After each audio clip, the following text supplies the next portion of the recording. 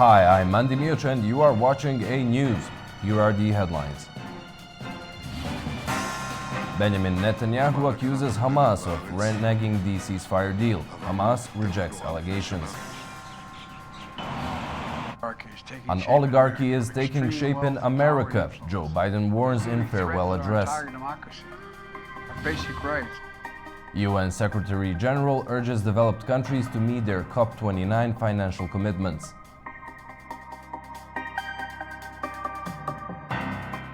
Thank you for tuning in. All eyes are on Gaza and Israel as the ceasefire and hostages deal that Tel Aviv and Hamas reached is yet to be officially approved by Israel.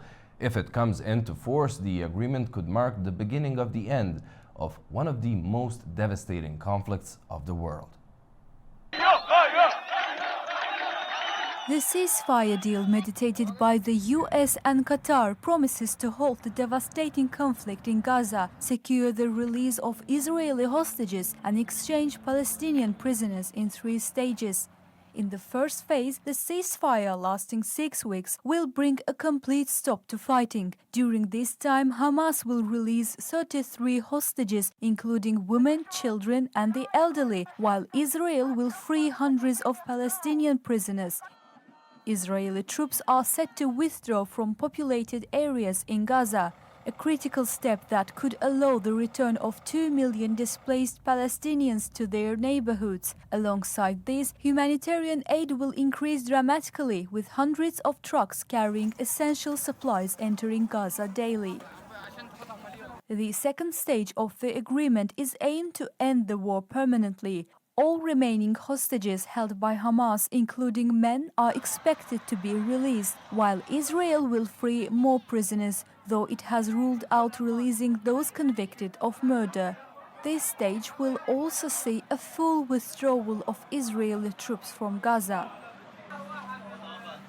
The third and final stage focuses on Gaza's reconstruction, a process expected to take years. It includes rebuilding critical infrastructure and addressing the humanitarian crisis in the region. Any remaining hostages' bodies will also be returned during this phase. However, the deal raises significant questions. With deep mistrust on both sides, will this ceasefire hold long enough to bring lasting peace? Hamas has demanded the release of certain prisoners Israel has refused to free, and disputes remain over the future of buffer zones and troop presence. Additionally, uncertainty surrounds the status of some hostages, whether alive or dead, and their whereabouts. Leaders from all around the world have welcomed the Israel-Hamas ceasefire deal, scheduled to start in 3 days. Reactions from world leaders have poured in following the announcement of a landmark ceasefire agreement between Israel and Hamas, set to pause the 15-month conflict in Gaza starting January 19th. US President Joe Biden praised the Gaza ceasefire agreement, highlighting the role of his administration in the negotiations. He emphasized his team's efforts in bringing about the deal and expressed hope for its successful implementation. I can announce a ceasefire and a hostage deal has been reached between Israel and Hamas. The deal is structured in 3 phases. Phase 1 will last 6 weeks.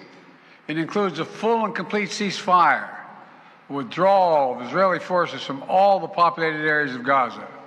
Meanwhile, US President-elect Donald Trump also praised the ceasefire agreement, emphasizing its historical significance. Trump took to social media, claiming credit for the deal's success and celebrating its potential to bring peace to the region. International leaders also expressed their support for the deal. The Japanese government hailed the ceasefire and hostage release deal, calling it a key step toward improving Gaza's humanitarian situation, pending Israel's approval. Japan welcomes the agreement reached between the concerned parties on January 15 local time regarding the situation in Gaza and the release of hostages. This is an important step towards humanizing and improving the humanitarian situation that our country has long called for. German Chancellor Olaf Scholz praised the ceasefire deal, urging for full implementation, including hostages release and the return of remains. He emphasized the potential for lasting peace and improved humanitarian conditions in Gaza. Qatar's Emir Tamim bin Hamad Al Thani expressed hope that the ceasefire would end the aggression in Gaza and allow for a new phase where the Palestinian cause would be addressed justly, emphasizing Qatar's humanitarian role in the deal. Egypt's President Abdel Fattah el-Sisi stressed the urgency in accelerating humanitarian aid to Gaza, highlighting the need to address the catastrophic humanitarian situation and pledged Egypt's continued support for achieving peace. UN Secretary General Antonio Guterres commended the mediators, Egypt, Qatar, and the US for their efforts, urging all parties to fully implement the agreement and use it as a step towards establishing a political path for peace in the region. European Commission President Ursula von der Leyen urged Israel and Hamas to fully implement the agreement and stressed the need for a lasting diplomatic solution to the conflict. UK Prime Minister Keir Starmer called the ceasefire agreement long-awaited, offering hope for both Israeli and Palestinian families. He highlighted the return of hostages, the need for humanitarian aid in Gaza, and the importance of a two-state solution for lasting peace. Turkish President Recep Tayyip Erdogan expressed hope that the deal would bring lasting peace and stability, particularly for Palestinians. He reaffirmed Turkey's commitment to supporting Gaza and its people in the recovery and ongoing struggles. While the ceasefire represents an important milestone, leaders emphasized the need for continued efforts to ensure a comprehensive and enduring peace for the region. Israelis are welcoming the ceasefire agreement with hope and relief for families of hostages held by Hamas. Israelis welcomed a ceasefire deal with Hamas, marking a significant development in the ongoing conflict in Gaza. Locals shared their relief and hope during this pivotal moment. And that families, I hope that they get returned to their kids and brothers and mothers, and that everyone's safe and happy and healthy, please. For many, the hostages' release is seen as a long overdue moment of relief. I think that that's amazing. We've been waiting so long for our hostages to finally come home, praying, hoping, and now it's finally happening, and we're so excited, and we can't wait to welcome you all home. However, the ceasefire and its terms have sparked complex emotions among Israelis, as some grapple with the cost of such agreements. I think it's hard as, to judge what we're giving up to get our hostages back. But, it's hard to know that these Palestinians are going to be released and terrorists are going to be released. But at the same time, how can I judge when it's not my family member? I mean, it's my family member in terms of as a nation, but it's not these parents and grandparents and mothers and fathers are suffering right now without their children or knowing if they're dead or alive. Achieving the deal serves as a powerful symbol, despite the challenges associated with the implementation of agreement and ending hostilities permanently. In Gaza, Palestinians are expressing relief on the news of a ceasefire, but also sorrow for the ones killed in the 15-month-long bloodshed. Palestinians in Gaza City expressed a mixture of relief and sorrow following the announcement of a ceasefire agreement between Hamas and Israel just a day earlier. Still having loved ones buried under the rubble, Nahid Al-Jawjaw said she can't wait to see her relatives who were displaced to the south. My feeling about the ceasefire announcement is indescribable. Thank God that it was completed after the suffering we witnessed. The suffering, honestly, is indescribable. Displacement, hunger, extermination. We were displaced from our houses under strikes, under fire, under the rubble. Despite the relief, people express a deep emotional conflict, torn between the hope of peace and the heavy toll of their losses. After the agreement in Qatar to reach a ceasefire, we really have mixed feelings. From one side, we are happy with the ceasefire agreement and the end to the bloodshed, the end of these bombings and this crazy war, the end of the genocide against our people. Another man displaced from northern Gaza, Mustafa Thoub, said he has lost 4 of his 8 children. Yet he can't help but feel the joy the ceasefire announcement brings. I'm one of the people who were wounded. My home is gone, and I have 4 martyrs. Every displaced person, like me, has a wound. There may be no house without a martyr, a wounded person, or a missing one. May God grant patience to everyone. May God give us patience and strength during this ordeal, and put an end to this war peacefully.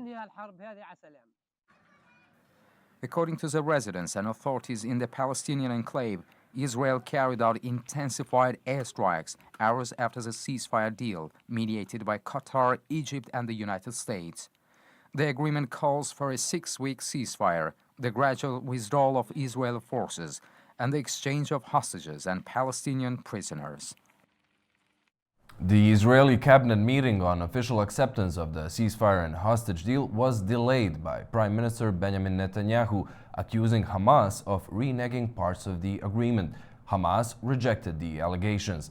Netanyahu's office stated the Israeli cabinet will not convene to approve the deal until mediators confirm Hamas's acceptance of all elements.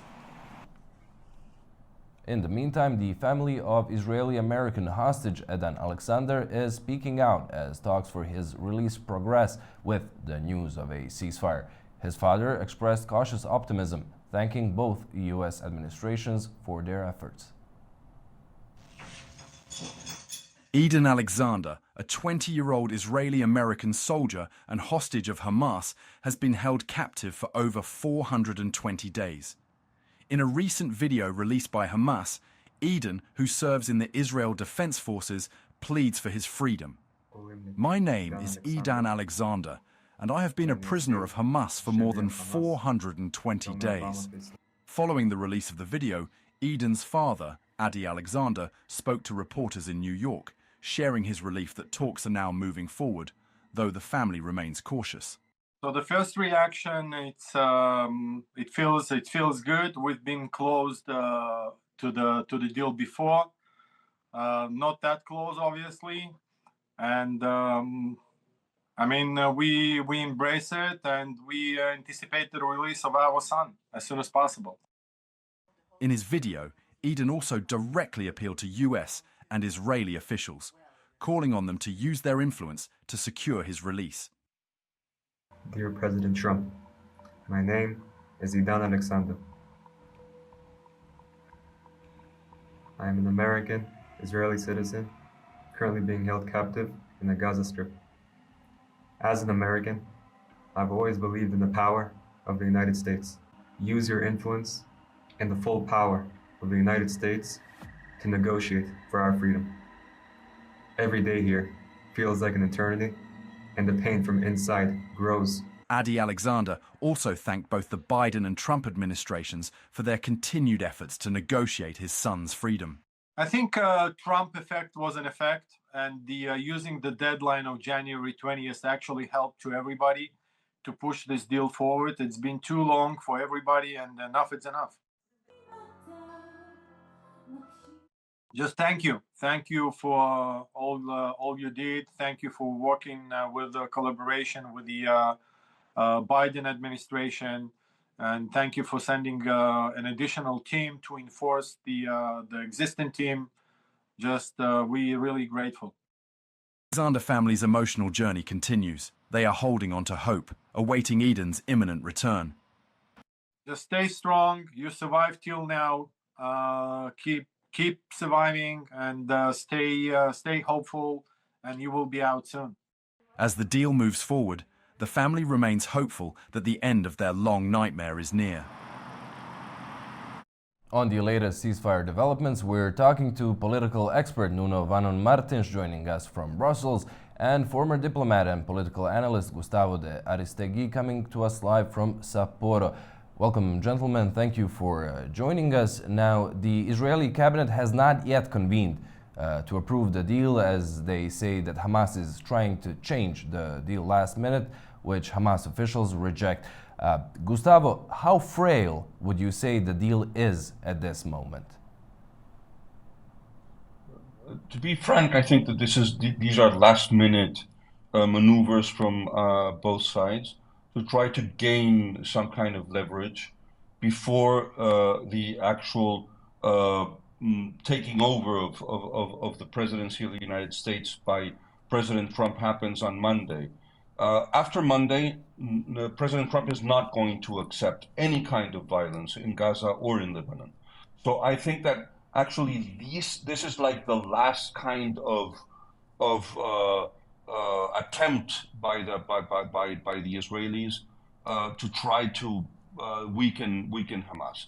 In any case, I do think that the deal that has been negotiated by Qatar mainly and subsidiarily by Egypt, and with the presence of I have to praise Anthony Blinken, is solid and it's going to prevail.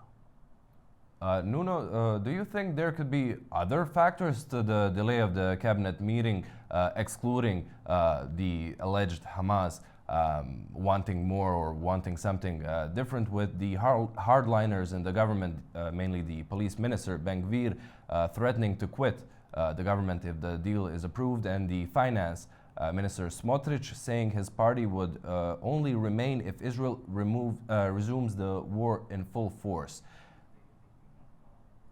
Well, good afternoon. I think you are right. I think we are seeing here a couple of last-minute challenges for the deal.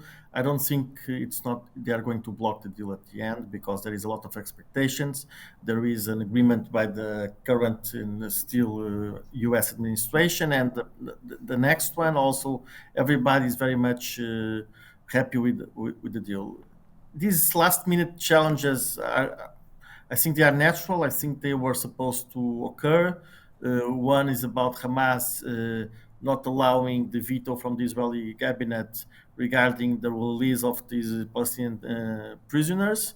But of course, it's also about the negotiations within the Israeli government. As you know, if the ministers quit, the coalition will fall apart, and then they will have at least going for elections.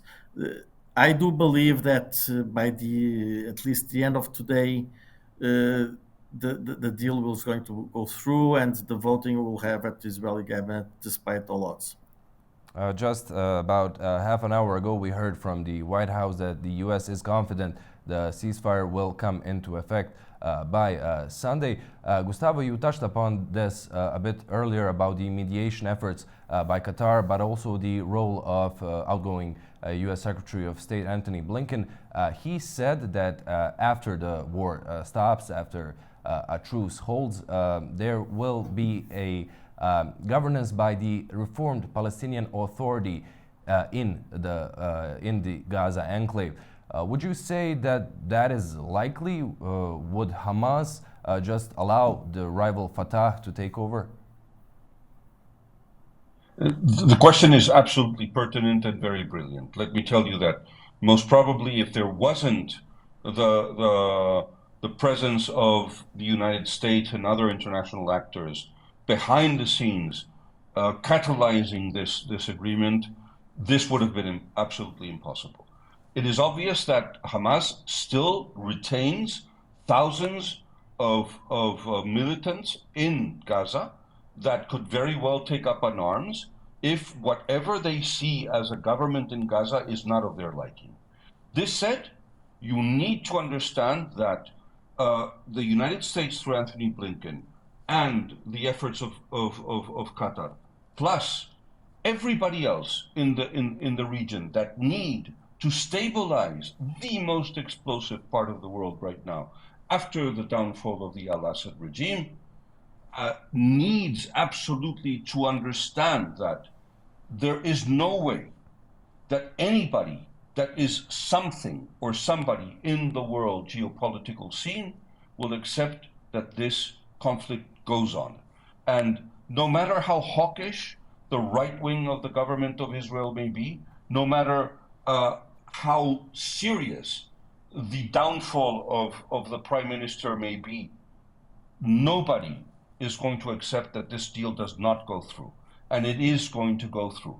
And I can absolutely tell you that one thing that we must take into account is that in spite of the fact that the Palestinian National Authority is in fact the worst enemy of Hamas. It is the only institution of the Palestinian people that is internationally recognized. And the only way that we go back into the tracks of negotiating a comprehensive peace deal is by recognizing the PNA no matter its shortcomings.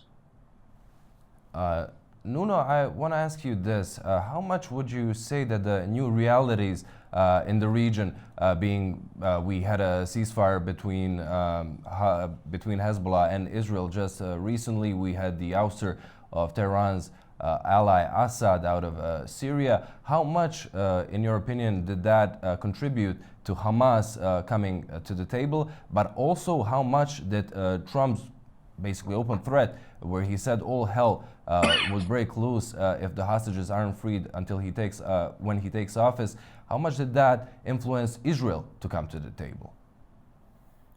Well, it is pretty clear for Israel and since Trump won the elections that he said he wanted all conflicts to be over before he takes his own position as a president of the United States of America.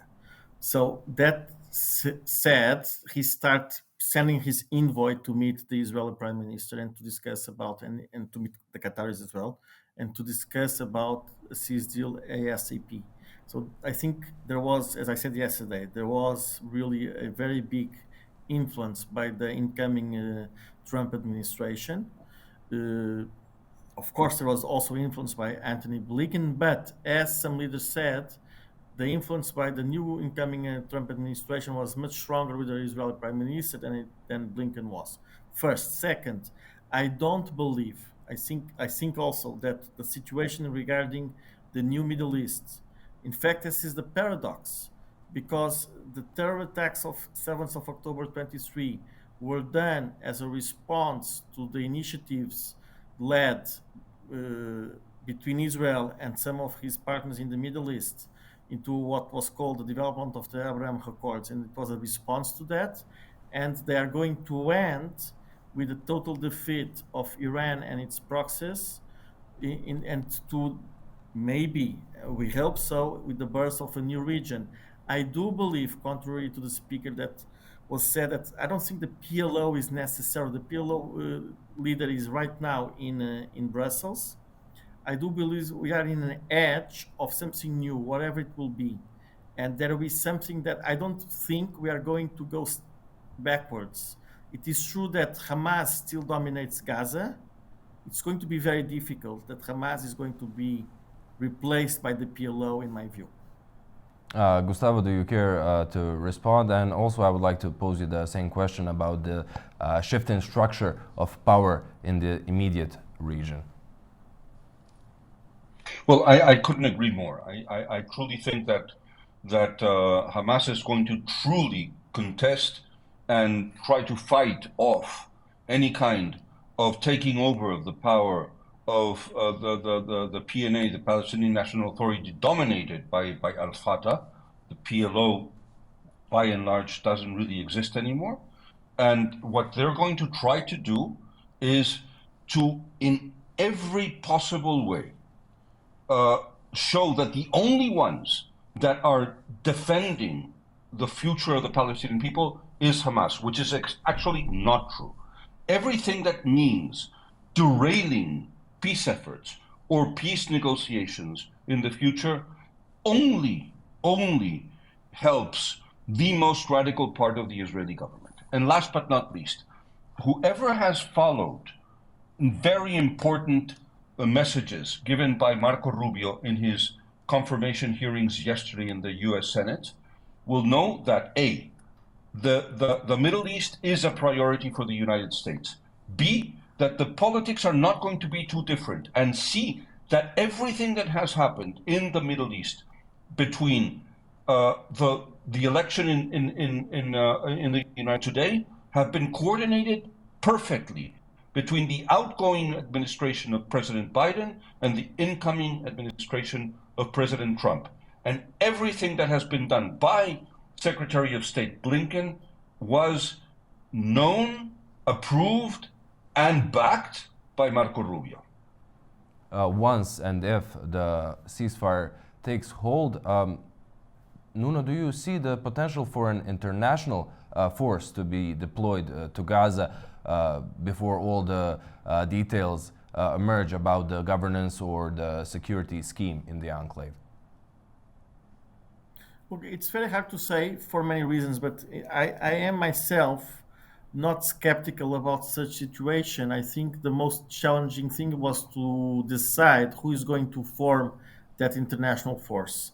And not only who is going to form, but in which capacity the international forum will act and which partners. Are they going to act by themselves? Are they going to act in coordination with the Israeli government, with the Israeli forces? Are they going to act with whom on the Palestinian side? And this is going to be crucial for the development of the situation, for the peace in the region. I have to say that it will be very difficult to go back to a status quo that we saw until now, because it is clear that first, the status quo doesn't take and doesn't evolve into any peace initiative on one hand.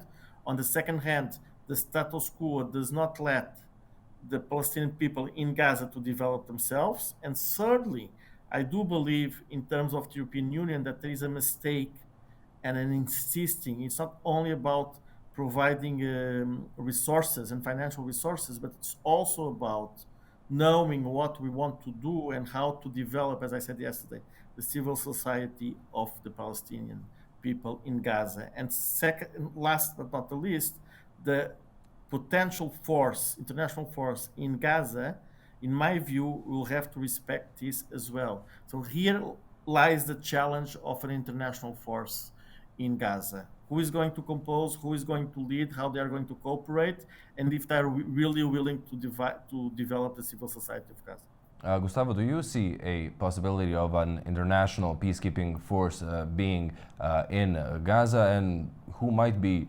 comprising it? Would it be headed by the UN, the Quint? Well, I must agree again with Nuno in his general assessment.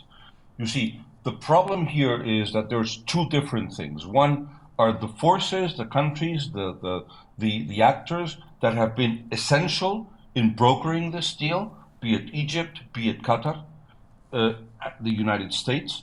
Of course, whatever happens in that part of the world, because of the importance of the relief agencies that are present in that part of the world, the United Nations has to be there. There is no question about it. But the second part of it is, can the United States, Egypt, or Qatar be part of that international force? Probably Qatar and Egypt, yes. The United States, no. Probably the European Union, a part of it at least, should be present. And I think that some major powers in the region that are respected by both sides, in spite of the disagreements that they have recently had, for example, Turkey. Turkey is a very important actor in this region. Turkey could be a very important pacifier, precisely because it doesn't always agree with Israel. And the other, in my opinion, would be the Kingdom of Jordan, which has been for decades, since its creation, the state that one could call the shock absorber of the region. Nuno, although it seems very far at the moment, do you see this decades-long on and off conflict ending in a two-state solution? It's a very good question.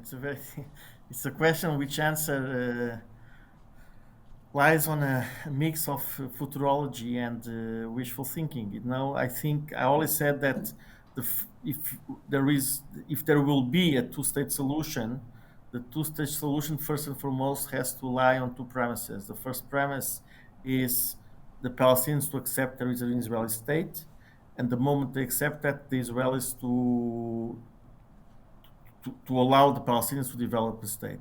In order to have that, we have to also understand that this is linked to the international force, and it's linked also to who is going to help the Palestinians. We are talking about a deal, we are talking about a situation that is taking very long. This is why, regarding your specific question, I'm not sure that reality will end immediately now.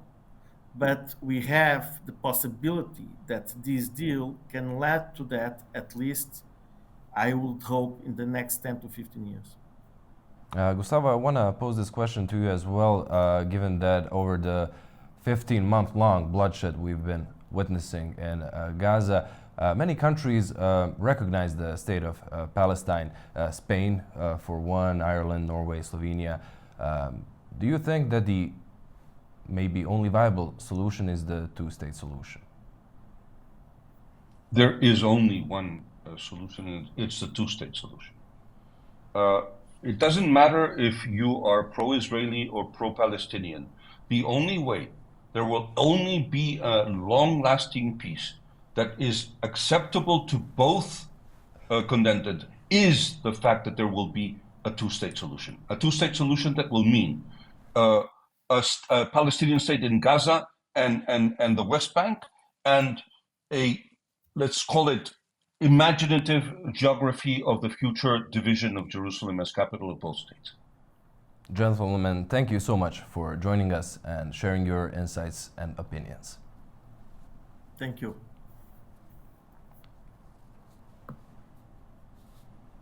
In other news, the UK Prime Minister Keir Starmer arrived in Ukraine to sign a long-term security and trade agreement with Kyiv. Starmer was due to sign a 100-year partnership to deepen security and cultural ties. The treaty focuses on military cooperation to safeguard the Baltic Sea, Black Sea, and Sea of Azov. It also includes collaboration on energy, critical minerals, and green steel production. Starmer's visit comes 2 days after German Defense Minister Boris Pistorius traveled to Ukraine. In his farewell address before he leaves office on Monday, U.S. President Joe Biden issued a warning, saying that an oligarchy is taking shape in America as power and money become more concentrated in the hands of the few. He criticized the tech-industrial complex and social media, where he says the truth is smothered by lies told for power and for profit. Biden used the speech to announce one of his most ambitious proposals. He wants an amendment to the U.S. Constitution to make clear that no president is immune from crimes that they commit while in office.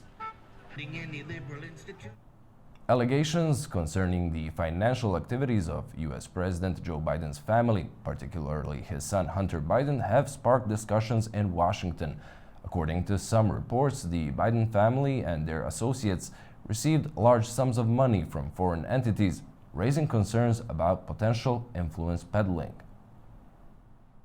Allegations concerning the financial activities of President Joe Biden's family, particularly his son Hunter Biden, have reignited debate in Washington. Reports suggest that the Biden family and their associates allegedly received significant sums from foreign entities, raising questions about potential influence peddling. According to investigations, businesses linked to the Biden family received over $10 million from foreign companies during and after Joe Biden's vice presidency. Numerous shell companies were purportedly created to obscure the origins and distribution of these funds. The House Oversight Committee's investigation identified over 20 entities linked to the family, most formed after Joe Biden became vice president. One wire transfer from a Chinese energy firm, State Energy HK Limited, reportedly amounted to $3 million, which was distributed among several Biden family members. House Oversight Committee Chairman James Comer commented, "The complexity and volume of these transactions raise serious questions about the nature of these business arrangements and their purpose. Additionally, financial institutions flagged 170 suspicious transactions involving the Bidens, submitting suspicious activity reports, SARs, to the Department of the Treasury. One such report detailed a $140,300 wire transfer to Hunter Biden from a Kazakhstani oligarch, allegedly used to purchase a luxury car. Since January 2023, the House Oversight Committee has been investigating the Biden family's foreign business dealings. By November 2023, the committee's findings had not established any evidence directly implicating President Biden in illegal activities. Thousands of financial records obtained during the investigation suggest efforts to profit from global business ventures during Joe Biden's tenure as vice president. The records also indicate that 9 members of the Biden family allegedly received funds from these business dealings. Comer further stated, "The American people deserve transparency regarding potential conflicts of interest involving public officials."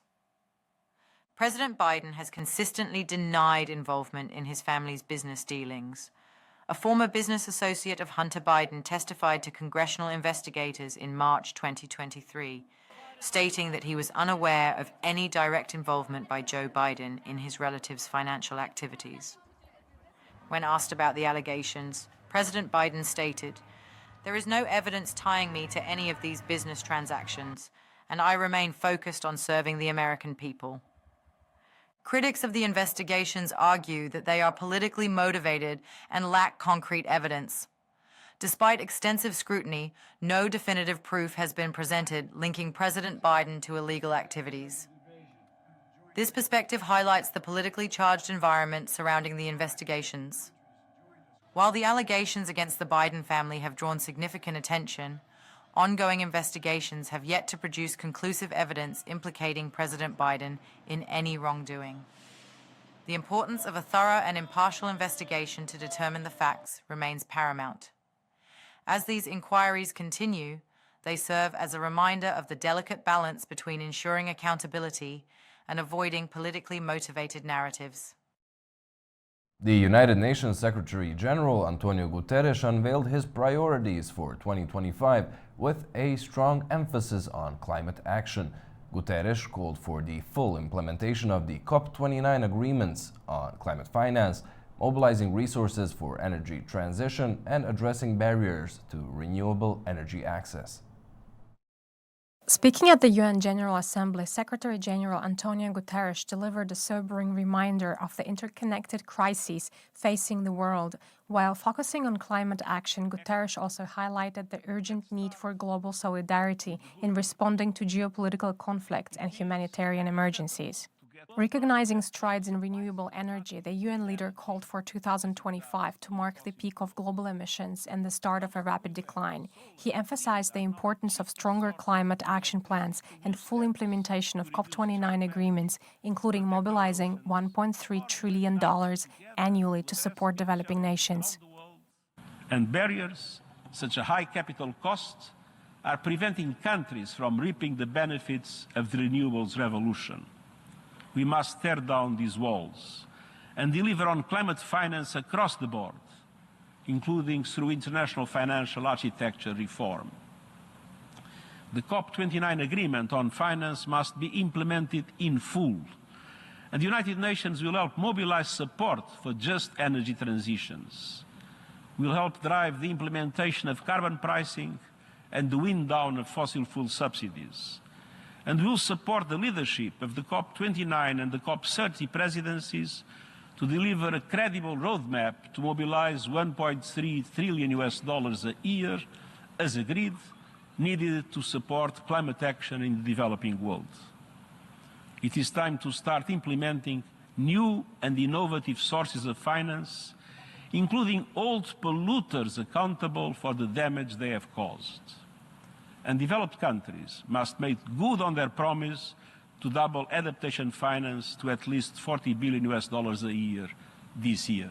Shifting focus to international conflicts, the Secretary General emphasized hope through action amid global challenges. He highlighted progress in Gaza and Lebanon and climate initiatives while acknowledging the difficulties posed by ongoing crisis.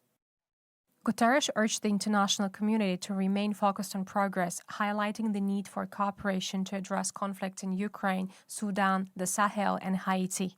The Secretary General celebrated key strides in combating the climate crisis, noting that investments in renewable energy now surpass fossil fuels. On the climate front, the world now invests almost twice as much in clean energy as it does in fossil fuels.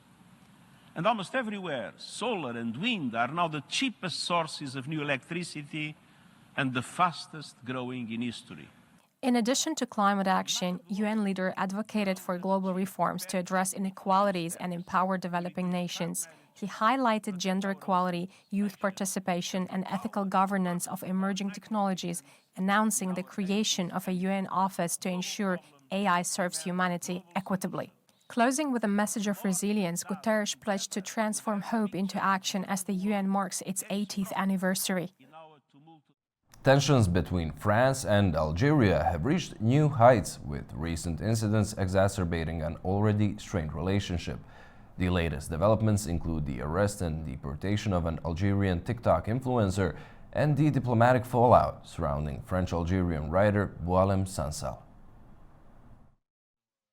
On the 9th of January 2025, an Algerian influencer known as Boualem was deported from France after being accused of inciting hatred through a video posted on TikTok. Algeria, citing a 2008 law that allows entry bans for individuals deemed a threat, refused his entry and sent him back to France the same evening. This incident reignited tensions between the two nations, which have been deteriorating over various political and historical disputes. Relations between France and Algeria have long been complicated by historical and political disagreements. Algeria continues to demand recognition and reparations for crimes committed during France's colonial rule, while France has expressed frustration over visa transparency and the challenges of readmitting migrants.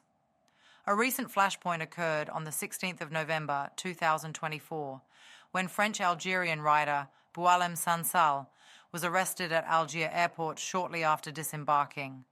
French President Emmanuel Macron denounced the arrest as unlawful during a speech on the 6th of January 2025, prompting Algeria's Ministry of Foreign Affairs to condemn his remarks as unacceptable interference in internal affairs.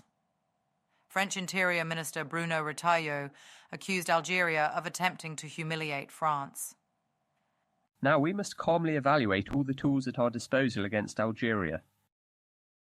Justice Minister Gérald Darmanin announced plans to revoke a 2013 agreement that allows Algerian diplomatic and official passport holders to travel to France without visas. Meanwhile, former Prime Minister Gabriel Attal called for the denunciation of a 1968 accord that grants Algerians special privileges regarding residency and employment in France. These agreements have historically been symbolic of close ties between the two nations, but their revocation could signal a further breakdown in relations. On 10th January, Algeria's Ministry of Foreign Affairs rejected France's accusations of escalation and humiliation, condemning what it described as a disinformation campaign orchestrated by far-right elements within the French government. In a strongly worded statement, Algeria asserted, "Under no circumstances does Algeria engage in escalation or humiliation tactics. The vindictive and malicious far right, along with its well-known advocates within the French government, are currently leading a disinformation and even mystification campaign against Algeria." Algeria also emphasized its commitment to protecting national sovereignty and called for dialogue based on mutual respect. The recent developments mark a significant escalation in the diplomatic standoff between France and Algeria. As both sides continue to exchange accusations, the possibility of resolving the crisis through dialogue seems increasingly remote. Analysts warn that prolonged tensions could have broader implications for bilateral relations and regional stability. Over in South Korea, the Constitutional Court held its second hearing today in the impeachment trial of President Yoon Suk-yeol. The court will decide whether to remove Yoon, the first sitting president to be arrested over his attempt to impose martial law last month. The court accepted evidence and witnesses, dismissing Yoon's defense team's claim that they were illegal. The first hearing in the case was adjourned within minutes due to Yoon's absence. At least 6 of the 9 justices must vote for removal to oust Yoon from office. In business news, Ankara aims to reach a $10 billion bilateral trade volume with Damascus in the short and medium term as the country enters the post-Assad era, according to the Turkey-Syria Business Council at the Turkish Foreign Economic Relations Board. According to the head of the council, the main Turkish exports to Syria are iron and steel, plastics, household goods, construction materials, and food products, while Syria's main exports to Turkey are cotton, olive oil, and sunflower oil.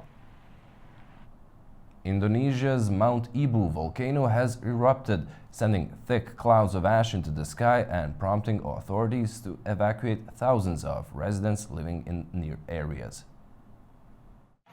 Authorities in Indonesia have begun evacuating approximately 3,000 residents living near Mount Ibu on the eastern island of Halmahera, following a volcanic eruption earlier this week, according to the National Disaster Agency. The eruption sent a dense cloud of gray ash, soaring up to 4 kilometers into the sky. On Wednesday morning, Mount Ibu erupted for around 2 minutes, prompting Indonesia's volcanology agency to measure alert levels in the surrounding areas to the highest classification. We plan to evacuate 6 villages, starting with So Sengaji village. We are prioritizing the elderly, pregnant women, and babies. Out of the 6 villages, we have only managed to evacuate 1, which is So Sengaji village. Sitting on the Pacific Ring of Fire, Mount Ibu's activities follow a series of eruptions of other volcanoes in Indonesia, which surround 127 active volcanoes. Well, that's all we have for you for now. Thank you for watching and do stay tuned to A News.